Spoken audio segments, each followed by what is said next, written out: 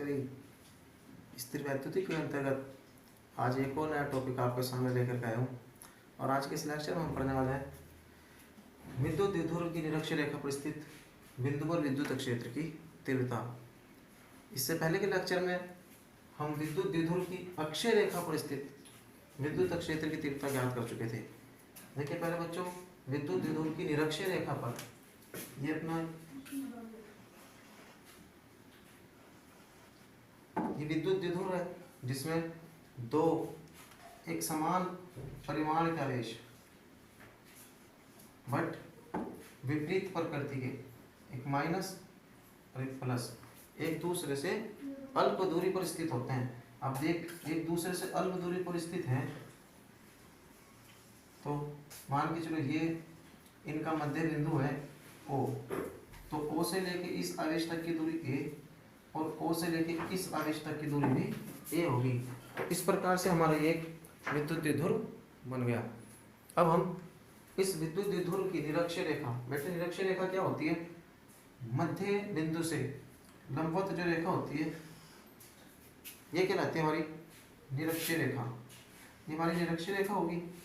अब निरक्षीय रेखा के बिंदु P पर हमें विद्युत क्षेत्र की तीव्रता ज्ञात करनी है। तो इसके लिए हम बिंदु P पर एक परीक्षण आवेश जिसे प्रदर्शित करते हैं Q0 से, Q0 को इस बिंदु पर लेकर के आएंगे। Q0 इस बिंदु पर लेकर आए तो माइनस Q से P तक की दूरी बेटा कुछ इस प्रकार से होगी। इसी प्रकार धनात्मक आवेश प्लस Q से P तक की दूरी कुछ इस प्रकार से होगी। प्लस Q आवेश के कारण विद्युत क्षेत्र की तीव्रता की जो डायरेक्शन होगी बेटे प्लस आवेश से बाहर की ओर होती है, और प्लस आवेश से बाहर की ओर का मतलब कुछ इस प्रकार से, इसे हम कहेंगे E1 वेक्टर। अर्थात E1 वेक्टर हमारा कुछ इस प्रकार से होगा। E1 वेक्टर धनात्मक आवेश Q के कारण बनने वाली विद्युत क्षेत्र की तीव्रता, माइनस Q आवेश के कारण विद्युत क्षेत्र की तीव्रता आवेश की ओर होती है। धनात्मक आवेश के कारण आवेश से बाहर की ओर, ऋणात्मक आवेश के कारण आवेश की ओर। तो इस कंडीशन में इस आवेश के कारण विद्युत क्षेत्र की जो तीव्रता होगी उसकी डायरेक्शन होगी कुछ इस प्रकार से होगी E1, और ये हो जाएगा हमारा E2 वेक्टर। अर्थात हम कह सकते हैं कि प्लस Q आवेश के कारण विद्युत क्षेत्र की तीव्रता E1 वेक्टर है और माइनस Q आवेश के कारण विद्युत क्षेत्र की जो तीव्रता है वो E2 वेक्टर है, E2 वेक्टर। तो इस प्रकार से विद्युत क्षेत्र की तीव्रता हमने ज्ञात की। बट P बिंदु पर कुल विद्युत क्षेत्र की तीव्रता अर्थात नेट विद्युत क्षेत्र की तीव्रता कितनी होगी? देखिए प्यारे बच्चों, अगर विद्युत क्षेत्र की तीव्रता E1 वेक्टर और E2 वेक्टर कुछ इस प्रकार से होती, डायरेक्शन जस्ट ऑपोजिट होती, तो मध्य बिंदु पर या इस पॉइंट पर विद्युत क्षेत्र की तीव्रता ज्ञात करने के लिए इन दोनों का माइनस अंतर करते। बट अगर विद्युत क्षेत्र की तीव्रता E1 इस डायरेक्शन में है, E2 इस डायरेक्शन में, सेम डायरेक्शन में, तब परिणामी विद्युत क्षेत्र की तीव्रता ज्ञात करने के लिए हम E बराबर E1 प्लस E2 करते, योगफल करते। बट यहाँ पर तो समस्या उत्पन्न हो गई, ना तो ये डायरेक्शन ना ये डायरेक्शन, और डायरेक्शन किस प्रकार से है सर? डायरेक्शन कुछ इस प्रकार से है, E1 वेक्टर और E2 वेक्टर, एक अजीब सी डायरेक्शन है। अब इस डायरेक्शन के अकॉर्डिंग हमें विद्युत क्षेत्र की तीव्रता ज्ञात करनी है, तो प्यारे बच्चों वेक्टर रूप हमें प्रयोग में लाना होगा। और वेक्टर रूप किस प्रकार से प्रयोग में लाएंगे? हम इस E1 के और E2 के घटक करेंगे। घटक किस तरीके से होते हैं? कुछ इस प्रकार से घटक होते हैं, एक क्षैतिज घटक, एक ऊर्ध्वाधर घटक। और क्षैतिज और ऊर्ध्वाधर घटक में अगर ये इनका परिणामी वेक्टर हो A और ये थीटा कोण पर हो, तब क्षैतिज घटक का मान होता है बेटे A cos थीटा और ऊर्ध्वाधर घटक का मान होता है A sin थीटा। बट याद रखना बेहद इंपॉर्टेंट बात, जिस ओर भी एंगल होगा, जिस ओर भी कोण होगा, उस ओर बनने वाला घटक हमेशा कोस में आएगा। जिस ओर कोण नहीं होगा उस ओर बनने वाला घटक साइन थीटा होगा। तो इसे थोड़ा सा ध्यान में यूज रखेंगे। तो प्यारे बच्चों यहाँ पे भी इसी प्रकार से हम घटक करते हैं। मान के चलो ये कोण थीटा है, ये कोण थीटा है। अब हमें घटक करना है E1 और E2 के। घटक दो प्रकार से होंगे, कुछ इस प्रकार से इसका क्षैतिज घटक होगा और कुछ इस प्रकार से इसका ऊर्ध्वाधर घटक होगा। बट अब ये कोण कितना होगा, इस कोण को देखने के लिए आप देखिए ये कोण थीटा है, तो देखिए एकांतर कोण की ट्रिक यही तो होती है कि ये कोण थीटा है तो ये कोण भी थीटा होगा। किसके अकॉर्डिंग, एकांतर कोण के अकॉर्डिंग। तो एकांतर कोण के अकॉर्डिंग ये कोण थीटा तो ये कोण थीटा। तो यहाँ पे भी देखिए कुछ इस प्रकार की आकृति सेम आपको मिलेगी। अब ये थीटा है तो 100% ये कोण भी कितना हो जाएगा, ये कोण भी हमारा थीटा हो जाएगा। चलिए बात समझ में आ गई सर, ये बात तो क्लियर हो गई। बट ये कोण कितना होगा, इस कोण को समझने के लिए आपको थोड़ा सा यहाँ पे ये समझना होगा कि दो समांतर रेखाएं, जब दो समांतर रेखाओं को एक प्रतिच्छेद रेखा ऐसे प्रतिच्छेद करती है। देखिए ये एक रेखा है, इसका मान नाम रख लेते हैं ए और इसका नाम रख लेते हैं बी। ए बी एक रेखा है और इसी प्रकार से पी की डायरेक्शन से होती हुई एक रेखा ऐसे जा रही है, एक रेखा ए बी ऐसे और एक रेखा इस प्रकार से जा रही है। तो दोनों समांतर हैं और दोनों समांतर रेखाओं के बाद ये जो E1 वेक्टर वाला है ये प्रतिच्छेद रेखा का काम करेगा कुछ इस प्रकार से। अब ये कोण थीटा है, ये कोण थीटा है, तो बेटे ये कोण भी कितना होता है, थीटा होता है। तो इस कंडीशन में ये कोण थीटा है तो ये कोण भी कितना हो जाएगा, ये कोण भी थीटा हो जाएगा। तो प्यारे बच्चों ये सब हमने ज्ञात कर लिया एंगल। अब इसके घटक किस प्रकार से होंगे, देखिए E1 का घटक करना है हमें। E1 का घटक थीटा की डायरेक्शन में, E1 का घटक जो थीटा की डायरेक्शन में है वो बेटे हो जाएगा E1 sin theta, E1 cos theta. किसकी दिशा में, एंगल की डायरेक्शन में। तो एंगल के विपरीत ये घटक कितना हो जाएगा, E1 sin थीटा। ये घटक इस प्रकार से होगा। अब प्यारे बच्चों ये तो E1 का घटक हुआ है। अब हमें E2 का भी घटक, सर E2 का घटक कैसे करें, बहुत सिंपल। देखिए E2 का घटक करने के लिए हमें कुछ इस प्रकार से एक चित्र बनाना होगा। देखो ऐसे ये इस प्रकार से बना है, ये फिर P से होता है, ये P बिंदु है ये, और यहाँ पर E2 इनके मध्य में आ रहा है ऐसे E2, और इसके साथ ये कोण थीटा बनना है। और जब ये कोण थीटा बनना है तो ये घटक क्षैतिज घटक E2 cos थीटा, अर्थात ये घटक भी कितना हो जाएगा, E2 cos थीटा।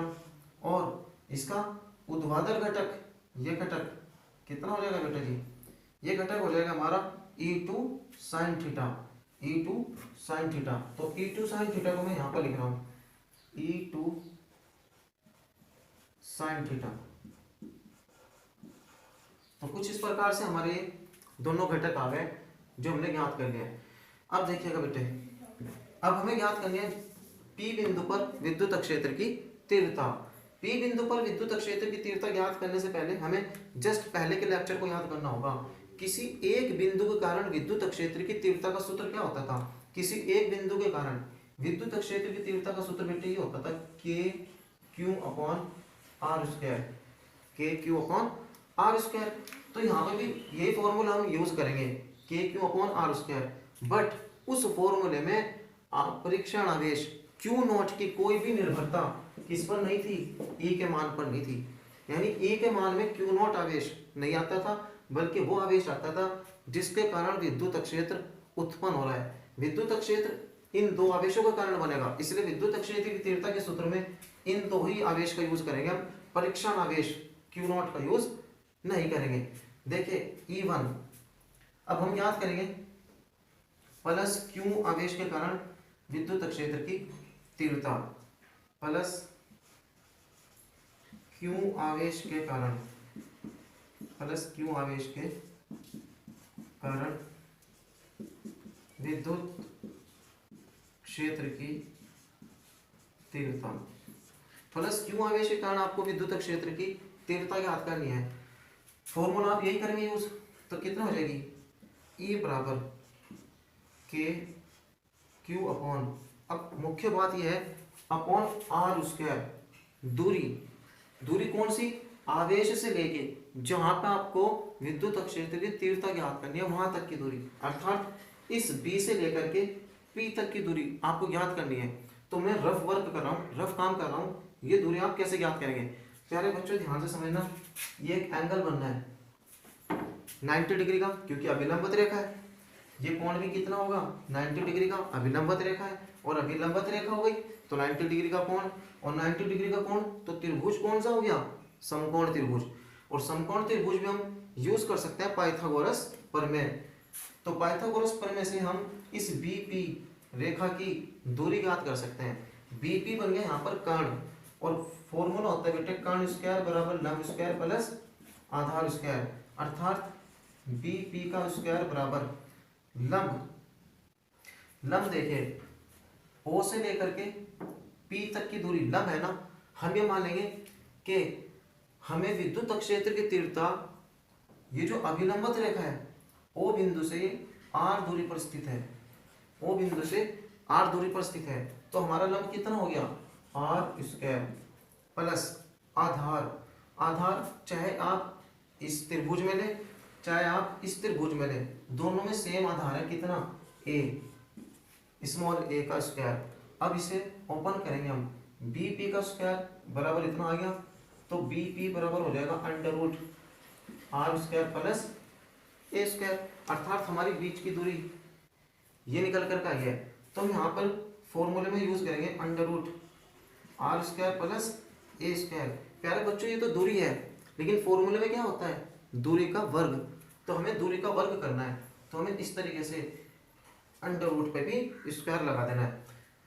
ये ज्ञात हुई हमारी प्लस क्यू आवेश के कारण तीव्रता, और प्लस क्यू आवेश के कारण तीव्रता हमने कितनी मान रखी है, E1, तो E1 का मान ज्ञात हो चुका है। इसी प्रकार से माइनस क्यू आवेश के कारण विद्युत क्षेत्र की तीव्रता, अब माइनस क्यू आवेश के कारण भी हम विद्युत क्षेत्र की तीव्रता ज्ञात करेंगे। प्यारे बच्चों उसका मान कितना हो जाएगा, E2, क्योंकि माइनस क्यू आवेश के कारण हमने कितनी तीव्रता मानी है, E2, तो E2 बराबर फॉर्मूला वही लगेगा के क्यू अपॉन आर स्क्वायर, तो के क्यू अपॉन, अब समस्या आते आर दूरी। प्यारे बच्चों माइनस क्यू से लेके पी तक की दूरी ज्ञात करनी है, सेम जिस प्रकार से ये ज्ञात की थी, ए से लेकर के पी दूरी तक की जो दूरी आएगी वो भी सेम यही होगी, under root are square plus A square. देखिए भैया ये समकोण त्रिभुज बनना है ना, समकोण त्रिभुज में कर्ण ए पी है, तो यहाँ तो हो जाएगा ए पी, यानी कर्ण का वर्ग बराबर लंब तो यही रहेगा ना आर, और आधार इसके लिए भी कितना रहेगा ए, इसलिए ए पी का स्क्वायर बराबर कितना आ जाएगा, under root are square plus A square. हम कह सकते हैं कि दूरी सेम आई, तो under root are square plus A square, but फॉर्मूले में क्या होता है दूरी का वर्ग, तो हम दूरी का भी वर्ग कर देंगे। और भैया जैसे ही हमने दूरी का वर्ग करा तो याद रखना ये अंडर रूट और स्क्वायर दोनों कैंसिल हो जाएंगे, क्योंकि आपने मैथमेटिक्स में पढ़ा होगा कि अंडर रूट एक्स और इसका स्क्वायर बराबर कितना होगी वैल्यू एक्स, तो यहाँ पर आर स्क्वायर प्लस ए स्क्वायर आ जाएगा, अंडर रूट भी हट जाएगा और स्क्वायर भी हट जाएगा, अंडर रूट भी हट जाएगा और ये स्क्वायर भी हट जाएगा जब हम आगे मैथमेटिकल रूम में से सॉल्व करेंगे। तो प्यारे बच्चों सॉल्व करते हैं इस कंडीशन में, देखिएगा हम कह सकते हैं E1 और E2 की वैल्यू दोनों एक समान आई है। हम कह सकते हैं कि E1 और E2 परिमाण में दोनों एक समान है, अर्थात E1 बराबर किसके है, E2 के, बट कहाँ पे परिमाण में। अब प्यारे बच्चों आपको बिंदु P पर विद्युत क्षेत्र की तीव्रता ज्ञात करनी है, बिंदु P पर विद्युत क्षेत्र की तीव्रता ज्ञात करनी है। बिंदु P पर देखिए आपके दो घटक बनने हैं, एक क्षैतिज घटक एक ऊर्ध्वाधर घटक। देखिए E1 sin थीटा का मान कितना हो जाएगा, E1 का मान रखेंगे के Q upon are square plus A square, into sine theta. और ये E2 साइन थीटा में भी E2 का मान ये रखेंगे। E1 और E2 तो बराबर है। अगर कोई कंडीशन बेटे ऐसे हो, इस रूम में हो कि इधर 5 न्यूटन का बल हो, ये भी 5 न्यूटन का बल हो और जस्ट एक दूसरे के विपरीत डायरेक्शन में हो, तो परिणामी बल कितना होगा? 0। सेम बेटे यहाँ पर भी E1 और E2 चूंकि दोनों बराबर है परिमाण में और दिशाएं क्या है? विपरीत, इसलिए E1 साइन थीटा और E2 साइन थीटा एक दूसरे से क्या हो जाएंगे? निरस्त। और जब एक दूसरे से निरस्त हो जाएंगे तो हम कह सकते हैं कि जो क्षैतिज घटक है उसके कारण विद्युत क्षेत्र की तीव्रता हम ज्ञात ही नहीं कर सकते। अब हमारे पास बचे क्या? ऊर्ध्वाधर घटक। ऊर्ध्वाधर घटक बेटे ये ऊर्ध्वाधर घटक थे, E1 साइन थीटा और E2 साइन थीटा, ये ऊर्ध्वाधर घटक। अब बचे हमारे पास क्षैतिज घटक। अब क्षैतिज घटक में किस प्रकार से देखेंगे? बिंदु P पर इस आवेश के कारण तीव्रता की डायरेक्शन भी कुछ इस प्रकार से, -q आवेश के कारण भी बिंदु P पर तीव्रता की डायरेक्शन इस प्रकार से। दोनों डायरेक्शन सेम आ रही है और मैंने बताया था शुरू में कि जब दोनों डायरेक्शन सेम होंगी तो वहां पर परिणामी राशि ज्ञात करने के लिए आपको योगफल करना होता है। और अगर डायरेक्शन कुछ इस प्रकार से हो तो परिणामी राशि ज्ञात करने के लिए आपको माइनस करना होता है। इसलिए हमने यहाँ पर जो इनके ऊर्ध्वाधर घटक है इसमें माइनस किया है और ये जो क्षैतिज घटक है दोनों की डायरेक्शन एक ही है, तो हम यहाँ पर योगफल करेंगे। हम लिख देंगे बिंदु P पर परिणामी तीव्रता। अब ये टॉपिक अपने अंत की ओर चल रहा है तो ध्यान से देखेंगे। बिंदु P पर परिणामी तीव्रता यानी E बराबर कितना हो जाएगा?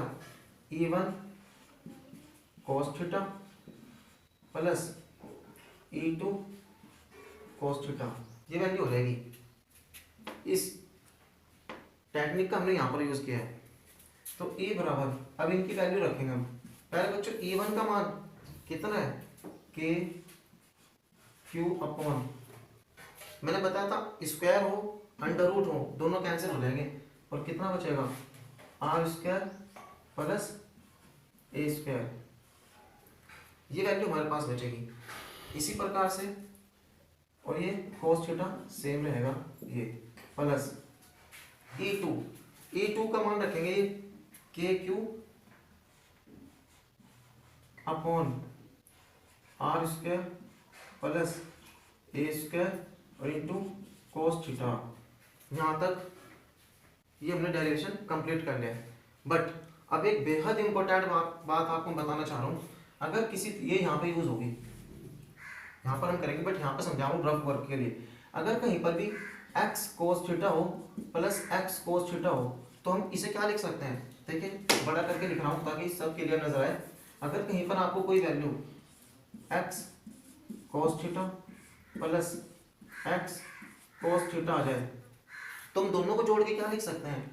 2x cos थीटा, एक x cos थीटा, एक x cos theta, 2x cos theta. But यहाँ पर भी x होना चाहिए, यहाँ पर भी x होना चाहिए। देखिए ध्यान से, ये वैल्यू और ये वैल्यू बिल्कुल सेम है, आप इसे x ही मान लीजिएगा। यानी x cos theta plus x cos theta, तो कितना हो जाएगा? 2x cos theta. तो अगर मैं इसे सॉल्व करूं, अब अगर इसे मैं सॉल्व करूं तो हमारे पास कुछ इस प्रकार से परिणामी तीव्रता ज्ञात होगी। यानी E बराबर 2KQ upon R square plus A square और इंटू cos थीटा इस रूम में। यानी एक ये और एक ये, तो कितना हो जाएंगे? 2KQ upon R square plus A square और ये cos थीटा। इस टेक्निक में हमने सॉल्व कर लिया है। बस अब इसके मान रखेंगे और इसका आंसर आपके सामने होगा। देखिए E बराबर 2KQ upon R square plus A square multiply, प्यारे बच्चों cos थीटा याद रखना, त्रिकोणमिति में cos थीटा होता है। मैं लिख दूं यहाँ पर cos थीटा होता है आधार अपॉन कर्ण के, cos थीटा आधार अपॉन कर्ण के होता है ना। तो हम cos थीटा देखेंगे चाहे इस त्रिभुज में देखें चाहे इस त्रिभुज में देखें। cos थीटा आधार कितना है? ये बेटे A, कर्ण कितना है जो आपने वैल्यू ज्ञात की थी? कर्ण मैं यहाँ पर लिख रहा हूँ under root R square plus A square, आपने वैल्यू ज्ञात की थी। तो हम यहाँ पे रखेंगे आधार आधार कितना है ए अपॉन कर्ण, कर्ण कितना है under root are square plus A square. और प्यारे बच्चों में से ऐसे लिख सकता हूँ कि आर स्क्वायर प्लस ए स्क्वायर और पूरे की घात 1/2, क्योंकि जब भी हम अंडर रूट हटाते हैं तो घात कितनी आ जाती है 1/2 आ जाती है। तो अब इसे सोल्व करा हमने, e बराबर 2kq इंटू 2kq इंटू ए अपॉन, प्यारे बच्चों देखो यहाँ पे आर स्क्वायर प्लस ए स्क्वायर की घात कितनी है, इस कंप्लीट की घात देखिए, कंप्लीट की घात कितनी है 1, यहाँ पे घात कितनी है 1/2। अगर मैं 1 और 1/2 को जोड़ दूं, क्योंकि जब घात इस तरीके से हो गुणा में हो तो जुड़ जाती है, तो कितनी आ जाएगी 3/2। इसलिए मैं इसे ऐसे लिख सकता हूँ कि आर स्क्वायर प्लस ए स्क्वायर और इसकी पूरे की घात बेटा कितना 3/2। तो कुछ इस प्रकार से हमारा ये फॉर्मूला निकल कर के आ रहा है। अब इसे हम और सोल्व करेंगे आगे। देखिए निरक्षीय रेखा पर आपको विद्युत क्षेत्र की तीव्रता ज्ञात करनी है, बेहद इंपॉर्टेंट टॉपिक आज आप करने जा रहे हैं। तो देखिए 2kqa आपको मैंने बताया था विद्युत द्विध्रुव आघूर्ण, विद्युत द्विध्रुव आघूर्ण जिसे हम प्रदर्शित किससे करते थे बेटा P से, विद्युत द्विध्रुव आघूर्ण को P से प्रदर्शित करते थे ना, उसका फॉर्मूला होता था कोई भी एक आवेश और दोनों आवेशों के बीच की दूरी, कोई भी एक आवेश कहे में विद्युत द्विध्रुव में कोई भी एक आवेश हो उसका परिमाण और दोनों आवेशों के बीच की दूरी 2a बराबर किसका होता था P के। तो देखो ये 2 ये Q और ये A मिलकर के कितना बन जाएगा P। तो मैं इसे यहाँ पे लिख सकता हूँ E बराबर P, K तो सेम रहेगा, P किसकी जगह आया 2Q और A की जगह upon are square plus A square और कंप्लीट की घात बेटे कितना 3/2। यहाँ तक आप सोल्व कर चुके हो। बस एक लास्ट पॉइंट और समझिएगा इसका, जस्ट विद्युत द्विध्रुव की अक्षीय रेखा पर भी हमने ऐसा ज्ञात किया था कि अगर हम इस आर बिंदु को, कौन से आर बिंदु को जहां पर हमें तीव्रता ज्ञात करनी है, उससे बहुत अधिक दूरी पर मान लें, किसकी अपेक्षा इस ए की अपेक्षा, इस ए की अपेक्षा इसे बहुत अधिक दूरी पर मान लें, अर्थात r is much greater than किसके ए के, आर ए की अपेक्षा बहुत अधिक बड़ा हो, तब हम ए की वैल्यू को क्या मान सकते हैं, ए की वैल्यू को हम नगण्य मान लेते हैं बेटे, अर्थात ए को हम नेग्लेक्ट कर सकते हैं, छोड़ सकते हैं। तब हमारे पास कुछ फॉर्मूला ये इस प्रकार से ज्ञात होकर के आएगा कि E बराबर के पी अपॉन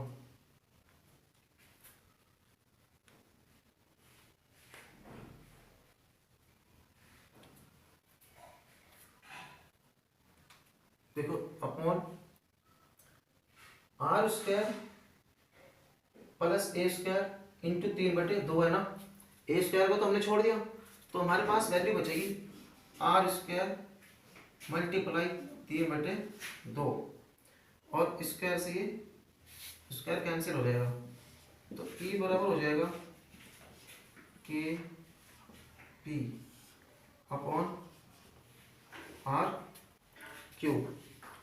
और हम इसे लिख सकते हैं बेटे E बराबर 1/4πε0 P अपॉन आर क्यूब। ये हमारी ये बेटे विद्युत क्षेत्र की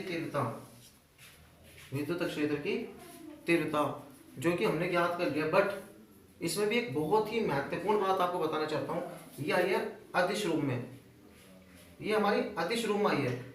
देखिए विद्युत क्षेत्र की जो तीव्रता होती है बेटे एक सदिश राशि होती है, और सदिश राशि में क्या होता है बेटा, सदिश राशि में होता है परिमाण भी होता है और साथ साथ में क्या दिशा भी होती है, परिमाण के साथ साथ दिशा भी तो होती है।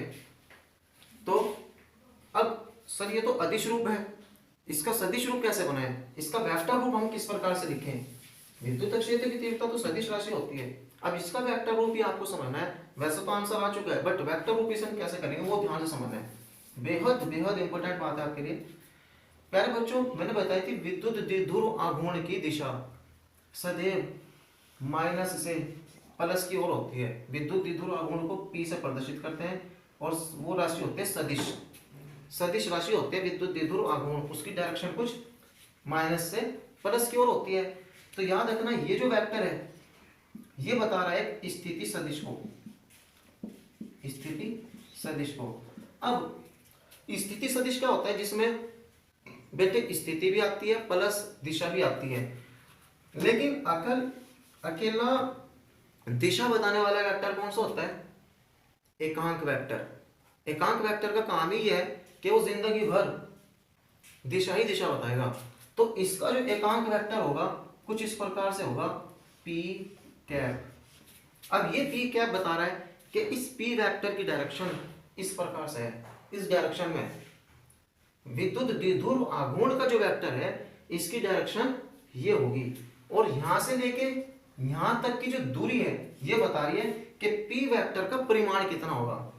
वेक्टर की ये लंबाई जो होते हैं ना ये परिमाण बताता है और ये इसकी डायरेक्शन बताती है, बट डायरेक्शन को हम अकेले एक वेक्टर पी कैप से प्रदर्शित करते हैं। तो प्यारे बच्चों ध्यान से समझना, बहुत छोटी सी बात है। वैद्युत द्विध्रुव आघूर्ण की डायरेक्शन कुछ इस प्रकार से है, विद्युत क्षेत्र की तीव्रता पी पॉइंट पर निकाली, उसकी डायरेक्शन कुछ इस प्रकार से है, जस्ट ऑपोजिट है ना। हम कह सकते हैं कि विद्युत द्विध्रुव आघूर्ण के रेफरेंस में, विद्युत द्विध्रुव आघूर्ण के रेफरेंस में विद्युत क्षेत्र की तीव्रता की दिशा विपरीत है, अर्थात जो विद्युत द्विध्रुव आघूर्ण की दिशा है जस्ट उसकी विपरीत दिशा में हमें विद्युत क्षेत्र की तीव्रता प्राप्त हो रही है। अब हमें इसका सदिश निरूपण बनाना आसान हो जाएगा। कैसे? हम इसे लिख सकते हैं बेटे ई वेक्टर बराबर 1/4 pi epsilon naught p upon r cube. But ये तो परिमाण है, इसकी डायरेक्शन को कौन बताएगा? विद्युत क्षेत्र की तीव्रता की डायरेक्शन को बताएगा ये वेक्टर का एकांक सदिश, इस वेक्टर का एकांक सदिश पी कैप।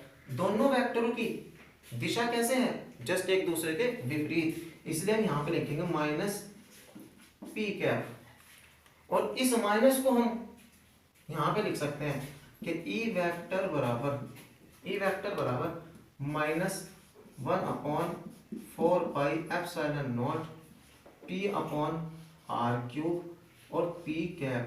और फिर ध्यान से समझना, इस पहले वाले लेक्चर में मैंने बताया था ये पी वो पॉइंट है जहां पर हमें विद्युत क्षेत्र की तीव्रता याद करनी है किसी भी आवेश से किसी भी दूरी पर। ये पी कैप एकांक सदिश है, और किसका एकांक सदिश है? विद्युत द्विध्रुव आघूर्ण का एकांक सदिश है। हाँ, विद्युत द्विध्रुव आघूर्ण के डायरेक्शन और विद्युत क्षेत्र की तीव्रता की डायरेक्शन क्योंकि जस्ट ऑपोजिट थी, इसलिए हमने एकांक सदिश के साथ माइनस का चिन्ह लगाया।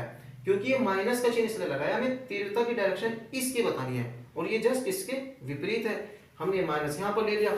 और इस प्रकार से हमारा जो फॉर्मूला बनकर के तैयार हुआ यही फॉर्मूला कहलाएगा बेटे विद्युत क्षेत्र की तीव्रता सदिश निरूपण, ये अदिश निरूपण। तो कुछ इस प्रकार से ये आपका डेरिवेशन था विद्युत द्विध्रुव की निरक्ष रेखा पर स्थित बिंदु पर विद्युत क्षेत्र की तीव्रता का। तो प्यारे बच्चों धन्यवाद इस वीडियो को देखने के लिए।